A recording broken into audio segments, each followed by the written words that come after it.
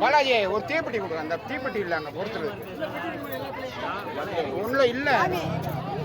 இங்கே ஒரு இடம் கொடுங்க. செல்வம் தெளிவுபட வேண்டுவது உண்மையான செல்வம் எது என்பதை தெளிவுபடுத்தி அச்செல்வத்தை பெற நம் குல தெய்வத்தையோ முன்னோரையோ விரும்பிய தெய்வத்தையோ வேண்டுவதாகும். நிலம்,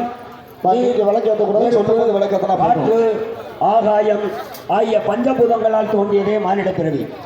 மெய், வாய், கண், மூக்கு, செவி ஆகிய 5 இந்திரியங்கள் தான் நம்மை ஆட்டுகின்றன.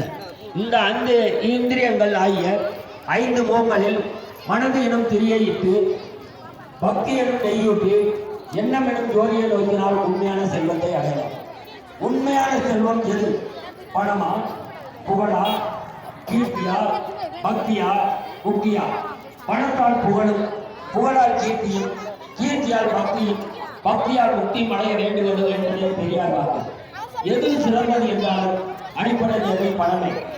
அங்கே ஆகவே நம் கவலைகளை, குறைகளை, துன்பங்களை தாங்கும் சக்தியும் அவற்றை எதிர்கொண்டு வெற்றி பெறும் தைரியத்தை நமக்கெல்லாம் நம் தெய்வங்கள் அளிக்க வேண்டும் என்பதை திருவிளக்கின் வழிபாட்டில் சிறப்பாக செய்கிறோம்.